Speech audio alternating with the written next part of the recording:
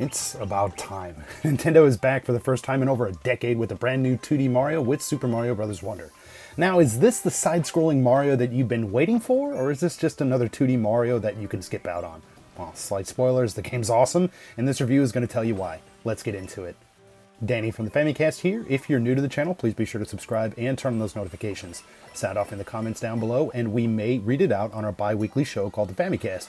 Today, though, we're taking a look at Super Mario Bros. Wonder in this review. Mario and his friends start out in the Flower Kingdom, having a get-together of sorts with the leader of the land, Prince Florian. Of course, it wouldn't be a Mario game without Bowser and his cretins coming to spoil the fun. Bowser takes the power of the Wonder Flower and fuses himself with a nearby castle to become a talking Bowser castle. I mean, it's all a bit wacky, but perfectly in line with what you've come to expect from a Mario title. From here, players are tasked with tracking down Wonder Seeds and taking out Bowser.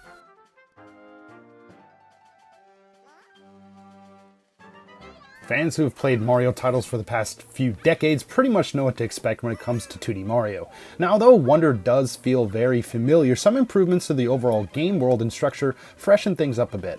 Accessing levels can be done via a 3D/2D overworld map that players are free to traverse. Stages can also be accessed via a menu. Now, one of my favorite parts of the game was something pretty simple. So basically, not every stage is a race to the flagpole. While this has been done in past Mario games to some extent, it's a little bit more prevalent here.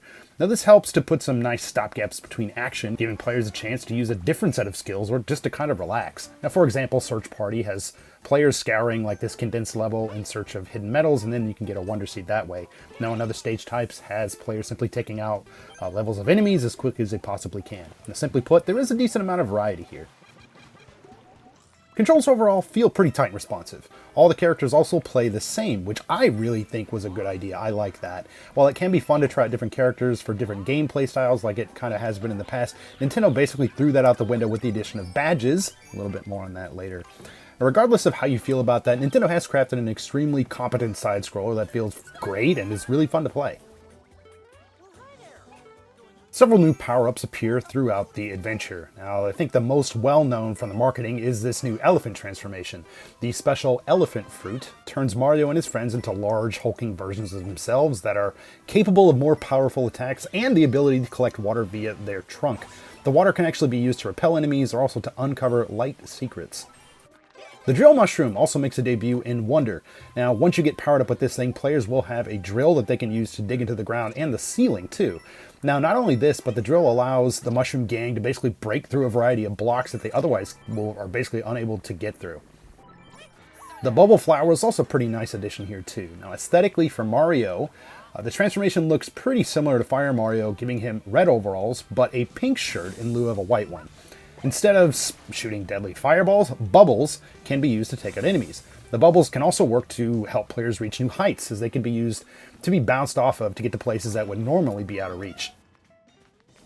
Now, I really enjoyed all the new power-ups here. They're all pretty unique and give players different things to do with the characters that you really couldn't do in the past.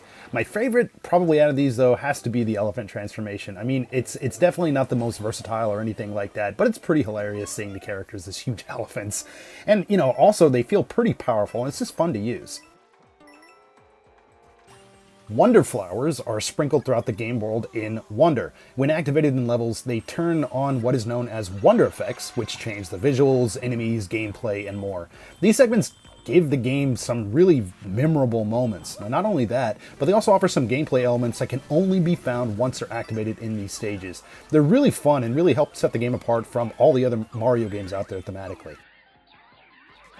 Badges are another new feature found in Super Mario Bros. Wonder. These give Mario and his friends a variety of different moves to have at their disposal. These can be chosen before levels and range from things like there's something called the floating high jump, a parachute cap, dolphin kick for boosts underwater, auto mushroom, basically giving you a mushroom automatically at the beginning of a stage, a sensor badge for finding purple coins and secrets, and more. Equipping the right one before entering a stage is paramount for success. Now, while you can go through any stage with any badge you like, certain badges will likely make things easier. Overall, this system is a nice addition to the game. I mean, like I kind of mentioned earlier, past Mario titles did kind of similar things by offering different handling for different characters and stuff like that. So it's nice to be able to play through the stages as your character of choice with these badges and being able to do all sorts of different stuff. Super Mario Bros. Wonder features some pretty robust online features. While it is possible to team up directly with friends, Wonder has an excellent passive online feature. Once initiated, you'll be able to see players traveling around the map and through stages in real time. Now, not only this, but the players directly and indirectly can help others out. So let's say, for example, if a player dies in a level, they turn into a ghost that can scramble the stage looking for another player to revive them. Similarly, players can also place standees in the stage that can be used to both resuscitate and warn other players of danger. Now, additionally, 4 emotes are also available for limited but pretty useful communication in real time. Now, this was completely awesome and it works flawlessly. Now, in terms of traditional online play, unfortunately, this is something I really didn't get to try out. While I really can't comment on that directly, the more passive forms of online are pretty fantastic. Hats off to Nintendo for adding such a useful feature. Super Mario Bros. Wonder sports a clean look and has really smooth performance. Now, it doesn't do anything drastically different visually, but it's mostly in line with what you'd expect from a Mario title. The character models themselves are 3D on 2D planes. But I think the best part of the playable characters and the enemies and stuff like that is the range of expressions and this keen attention to detail. I mean, little things like Mario's hat flying off when he goes into pipes, which he then turns and grabs, to the trunk full of water and an elephant, or just the look on Mario's face when he gets hit or when he's just running around. These are all really nicely done. Music and overall audio performance is great too. Now, one of my favorite aspects of this is the inclusion of the talking flowers that appear throughout the levels. Now, I know at first glance they might seem to be a little bit annoying. However, they really grew on me throughout the game. Honestly, I think it's great to see positivity and little bits of comedy here too reinforced throughout the adventure, making this truly something that people of all ages can enjoy.